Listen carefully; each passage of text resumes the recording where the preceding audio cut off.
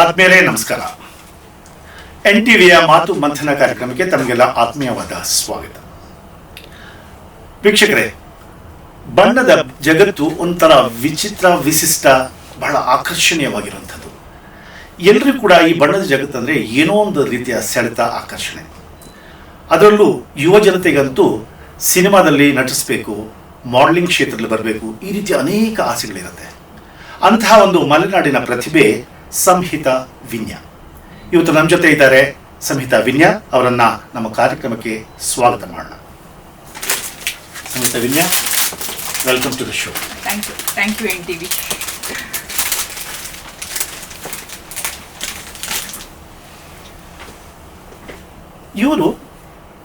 ಇವರ ಕರಿಯರ್ನ ಸ್ಟಾರ್ಟ್ ಮಾಡಿರೋದು ಮಾಡಲಿಂಗ್ನಿಂದ. ಬಹಳಷ್ಟು, ಸುಮಾರು 75ಕ್ಕೂ ಹೆಚ್ಚು ರಾಷ್ಟ್ರೀಯ ಅಂತಾರಾಷ್ಟ್ರೀಯ ಶೋಗಳಲ್ಲಿ ಅವರು ಪಾರ್ಟಿಸಿಪೇಟ್ ಮಾಡಿದ್ದಾರೆ. ಈಗ ಚಿತ್ರರಂಗಕ್ಕೆ ಕೂಡ ಬಂದಿದ್ದಾರೆ. ಅನೇಕ, ಸುಮಾರು ಒಂದು 18 ಚಿತ್ರಗಳಲ್ಲಿ ಅವರು ನಟಿಸಿದ್ದಾರೆ. ಅದರಲ್ಲೂ ಕನ್ನಡ, ತೆಲುಗು, ತಮಿಳು ಚಿತ್ರಗಳಲ್ಲಿ ನಟಿಸಿದ್ದಾರೆ. ಇವರ ಒಂದು ಸಿನಿಮಾ ಜರ್ನಿ, ಮಾಡಲಿಂಗ್ ಜರ್ನಿ ಹೇಗಿತ್ತು ಅಂತ ನಾವು ಇವ್ರನ್ನ ಈಗ ಪ್ರಶ್ನೆ ಮಾಡೋಣ. ಮೊದಲಿಗೆ ಸಂಹಿತಾ, ನೀವು ಈ ಒಂದು ಕ್ಷೇತ್ರಕ್ಕೆ, ಮಾಡಲಿಂಗ್ ಕ್ಷೇತ್ರಕ್ಕೆ ಹೇಗೆ ಬಂದ್ರಿ, ಯಾಕೆ ಬಂದ್ರಿ? ಹೇಗೆ ಬಂದೆ ಅನ್ನೋದಕ್ಕಿಂತನೂ ಯಾಕೆ ಬಂದೆ ಅಂದರೆ, ಚಿಕ್ಕ ವಯಸ್ಸಿಂದನೂ ನನಗೆ ಫಿಲ್ಮ್ ಇಂಡಸ್ಟ್ರಿಗೆ ಬರಬೇಕು ಅನ್ನೋದೊಂದು ಆಸೆ ಇತ್ತು. ಚಿಕ್ಕ ವಯಸ್ಸಲ್ಲೇ ಅದೊಂದು ಕನಸು ನನಗೆ. ಹೇಗಾದರೂ ಮಾಡಿ ನಾನು ದೊಡ್ಡೋಳಾದ್ಮೇಲೆ ಒಳ್ಳೆ ಆ್ಯಕ್ಟರ್ ಆಗಬೇಕು ಅಂತ. ಮನೆಯಲ್ಲಿ ಇಷ್ಟ ಇಲ್ಲ, ಮನೆಯಲ್ಲಿ ಫುಲ್ ಆಪೋಸಿಟ್. ಹೆಂಗೆ ಅಂತ ಅಂದರೆ, ನಾನೇನಾದರೂ ಡ್ಯಾನ್ಸ್ ಕಾಂಪಿಟೇಷನ್ ಏನೋ ಒಂದಿತ್ತು ಅಂತಂದರೆ ಮನೆಯಲ್ಲಿ ಯಾವುದಕ್ಕೂ ಹೋಗ್ತಿರ್ಲಿಲ್ಲ. ಆದರೂ ನಾನು ಕದ್ದು ಮುಚ್ಚಿ ಹೋಗ್ತಾ ಇದ್ದೆ. ಮನೆಗೆ ಬರ್ತಾ ಇದ್ದೆ, ಸಂಜೆ ಆದ ತಕ್ಷಣ ಓಡಿಸ್ಕೊತಾ ಇದ್ದೆ. ಅಂದರೆ ಎಷ್ಟು ವಯಸ್ಸಲ್ಲಿ ನಿಮಗೆ ಒಂದು ನೃತ್ಯದ ಬಗ್ಗೆ ಆಸಕ್ತಿ? ಒಂದು 5th ಸ್ಟ್ಯಾಂಡರ್ಡಿಂದ. ಸೊ ಆವಾಗಲೇ ನನಗೆ ಡ್ಯಾನ್ಸ್ ಅಂತೆ, ಡ್ರಾಮಾ, ಇದೆಲ್ಲನೂ ಫಸ್ಟ್ ಅಂತಂದರೆ ನಾನು ಹೋಗಿ ನಿಲ್ತಾ ಇದ್ದೆ.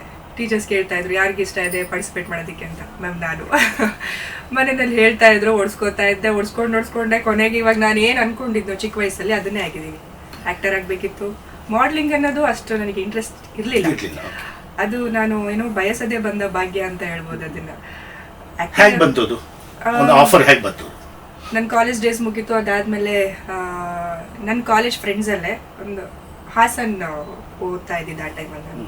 ಎಲ್ಲರೂ ಹೇಳಿದ್ರು ಐಟ್ ಇದೆಯಾ, ಸ್ವಲ್ಪ ನೀನು ಮಾಡಲಿಂಗ್ ಟ್ರೈ ಮಾಡ್ಬೋದಲ್ಲ ಅಂತ. ಸರಿ, ಓಕೆ, ಟ್ರೈ ಮಾಡೋಣ. ಫ್ರೆಂಡ್ಸ್ ಎಲ್ಲ ಸಪೋರ್ಟ್ ಮಾಡ್ತಿದ್ದಾರೆ.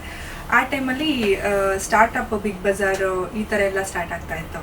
ಮತ್ತು ಅಲ್ಲಿ ಕಾಂಪಿಟೇಷನ್ ಕೂಡ ಮಿಸ್ ಹಾಸನ್ ಅಂತ ಏನೋ ಒಂದು ಪ್ರೆಸೆಂಟ್ ಮಾಡ್ತಾಯಿದ್ರು.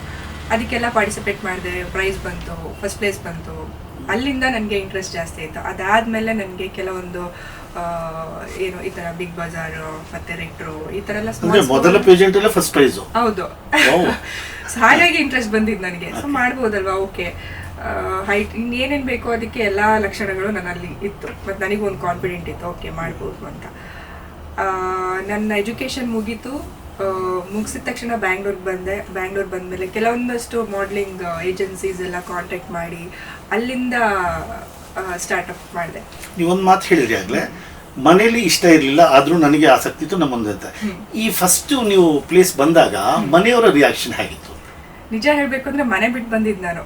ಮನೇಲಿ ಕೇಳಿದೆ, ಮನೆ ಬಿಟ್ಟು ಬಂದು ಒಂದು ಫ್ರೆಂಡ್ ಸಹಾಯದಿಂದ ಅವ್ರ ರೂಮಲ್ಲಿ ಸ್ಟೇ ಆಗಿ ಅಲ್ಲಿಂದ ಮಾಡಲಿಂಗ್ ಏಜೆನ್ಸೀಸ್ನ ಸರ್ಚ್ ಮಾಡಿಕೊಂಡು ಫೋಟೋ ಶೂಟ್ ಮಾಡಿಸಿ ತುಂಬ ಸ್ಟ್ರಗ್ಲಿಂಗ್ ಮಾಡಿದೆ ಸ್ಟಾರ್ಟಿಂಗ್ ಅಂತೂ. ಅದನ್ನೆಲ್ಲ ನೆನೆಸ್ಕೊಂಡ್ರೆ ಹಿಂದೆ ತಿರುಗಿ ನೋಡಿದಾಗ ಪರವಾಗಿಲ್ಲ ಅಲ್ಲ, ಇಷ್ಟೆಲ್ಲ ಸಾಧನೆ ಮಾಡಿದ್ದೀನಿ ಅಂತ ನನಗೆ ಖುಷಿ ಆಗುತ್ತೆ.